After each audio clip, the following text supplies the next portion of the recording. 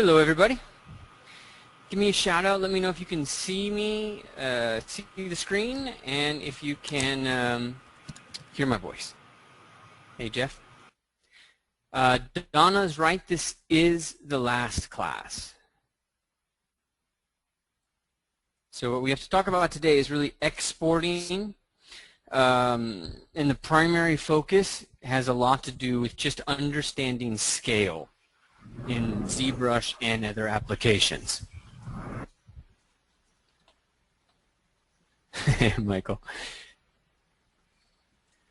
Yeah, I looked it up, and the guys who said that we have one more were right. We've already gone through 10, so this was the 11th with the extra add that we had. So also tests are going to go next week, guys. I'm putting some finishing touches on it, and I do have to apologize. My infant, who's like 17 days old now, developed a cough, and if you know kids, they're not supposed to cough before a month. Things go south very very quickly. So we've been like on that, and he's been under 24-hour surveillance. So it's been pretty rough. But we are moving forward. His bad day was yesterday, so everything is getting much, much better. All right, so yes, Ryan, last class, and tests are going to be next week. Again, sorry for the delay there. It's been a crazy week, and I just want to put some finishing touches on it. Now, that also means, just so you guys know, that in about, I'd probably say a week and a half, we're going to get the well, we have a brand new website coming up, and then part of that brand new website will be the certification.ZBrush workshops, where we list you guys. So someone will be reaching out to you to get your contact information and photo or anything else that you want to be using and where you want us to be directing people to. All right. So any questions about the class or anything else that we should address, go ahead and give them a shout out right now.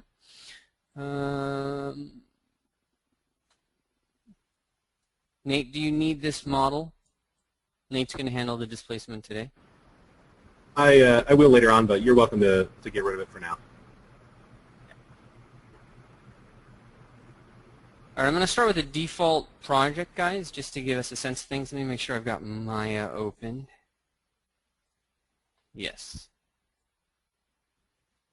So we're going to be in Maya a little bit today, and as you can tell, I haven't used Maya in a long time, so we're using a very old version. Hold on one second, let me get that restarted.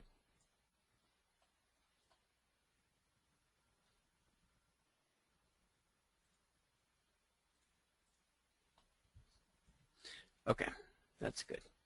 All right, so what I want to start with right off the bat, where's my pen? And I'm going to just write these things down for you guys. What I really want to start with right off the bat is scale. Okay, and give you guys a real clear sense of what is a ZBrush unit. And before we get there, let me kind of get a sense of why you guys might think that scale is important. What is really so important about understanding the differences in scale in ZBrush? Anybody want to give me a shout out? Why would we need to learn about ZBrush's scaling? Okay, 3D print size using reference. 3D printing is a big one. Although that done and said, there are some tools for adjusting that, and most people do not use ZBrush for the final application. I mean, in fact, I don't think anybody uses ZBrush for the final application before it goes to a 3D printer. Normally, you've got to go to some other application like Magix or something like that. You got to cut things, create the inserts so that these things can be welded or glued or whatever the eventual format's going to be. And then you also need to set scale there, but you also have to set thickness. So thickness is a part of understanding scale, and that usually is done in something like Magix. Okay, Vincent's right. ZBrush doesn't work like other units or other applications, it's that benevolent tyrant. So it has its own way of looking at things that it strictly enforces, and so we need to know that. Maya dynamics, which would be really having to do with, say, understanding how ZBrush is going to affect character, units, things like that. Really the key is the importing, exporting. Importing into environments or anything like that. Importing multiple objects. So let's just go over that part right now. We're going to go into scale. We're going to go into displacements later because, you may believe this or not, scale is also relevant to displacements. And then we're going to get into normal maps. Excuse me. And then a quick look at Decimation Master. And that's what we're going to do today. Okay, and these are the key things that are really important to know about ZBrush. Now, there's an entire class on normal maps. We could do a 5-week class on that.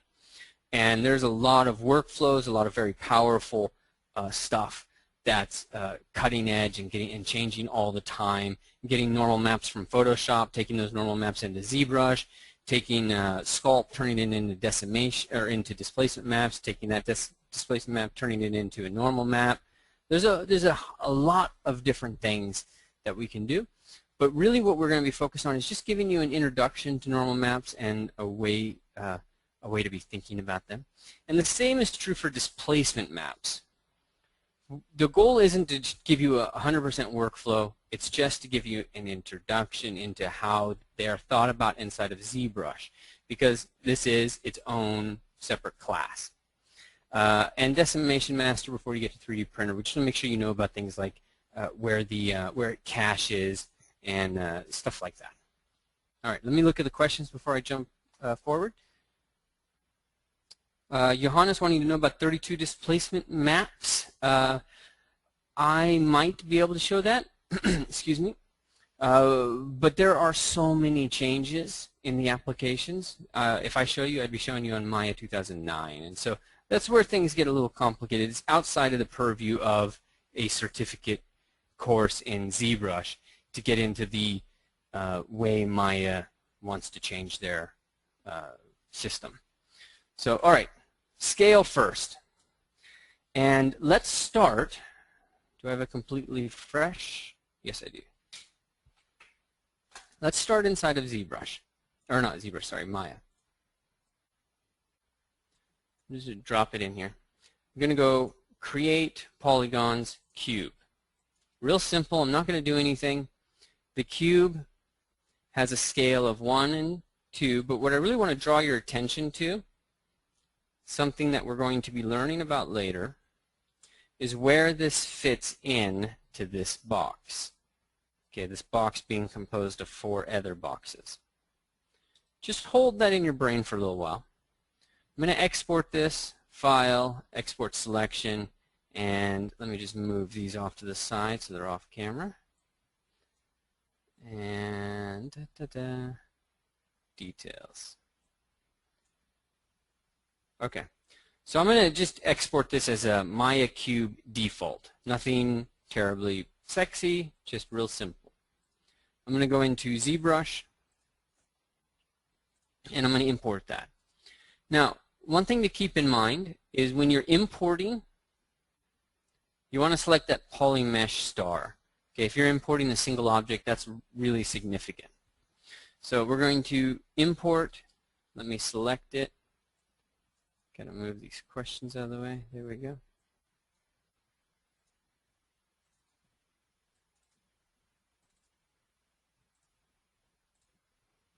Okay, so this is Maya Cube default, real basic. What I want to draw your attention to is this export subpalette down here. It's the bottom of the tool palette, and you'll see that it says 0.5. Okay, this is going to be the first thing that we look at. This is what we're going to be trying to understand is how does that number change?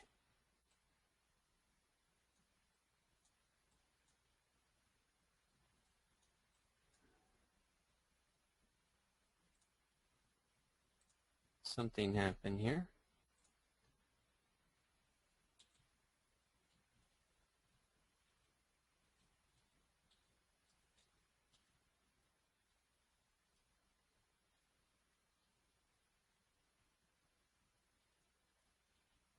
How did I lose all of that? Sorry guys, give me 2 seconds. I just lost the entire... There we go. Okay, I apologize. Okay, so scale 0.5 is what's going to be relevant for us. That's what I want you to be thinking about right now. So let's leave this as it is. Okay, and then I'm going to come in back into Maya. I'm going to take this guy and just scale this up to 2. Okay, and I'm going to do the same thing. I'm going to export this. I'm going to export it as Maya default cube times 2. Okay, and let's go back into ZBrush. I'm going to go back into this poly mesh.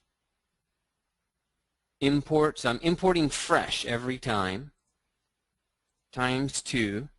Okay, you can see the title is default cube or cube default times 2. And then check out scale. Notice that it's a scale of 1. And that's really important because you now know what one ZBrush unit is. And that's going to be quite useful. You need to 3D print something. You know that all you got to do is get yourself over into, well, that doesn't work. Get yourself over into Maya. Let's see if I can show you what I'm using. So preferences, I'm using centimeters probably. Yes, settings. So I'm using centimeters as part of my cubes, meaning 1 centimeter, 1 centimeter, 1 centimeter, 1 centimeter, which then means that ZBrush is using basically a quadrant of 4, or yeah, quadrant of 4 or 2 times 2 as one ZBrush unit. And then I'll show you another little trick. Okay, they don't make this easy for you to see this, but let's go back into ZBrush. Let's go into Z for the background, right?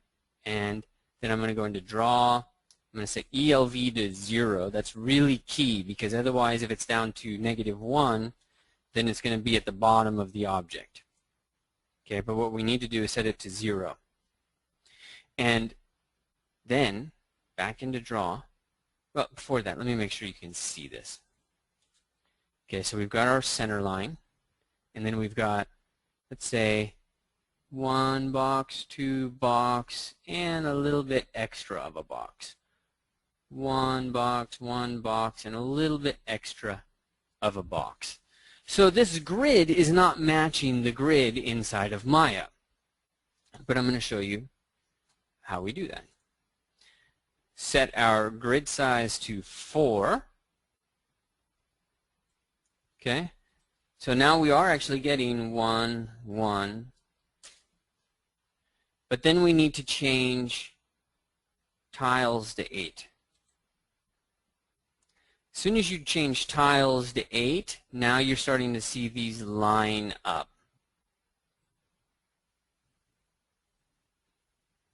It's still got subdivisions. So how would we get it so that it's exactly this exact same grid that's inside of Maya? What would I change? I can change grid size, I can change tile size. What would I change? Let's just try both. Let's go grid, and I'm going to double it to 4. Sorry, from 4 to 8. There you go. Now I've got 1, 1, and they line up quite perfectly. So it's a nice little trick, but they also have duplicate, how do I say duplicates? They work off of each other. So it is, and I haven't tried this, but I'm going to try it now. I'm going to set this to 4. Then I'm going to set tiles to 4. Yeah. Draw. Grid size and tiles are set to 4. So that means that it's basically, you know, how do I say it? It's not subdividing itself. So we've got 1, 1, the same as we were doing before. Basically matching Maya at this point.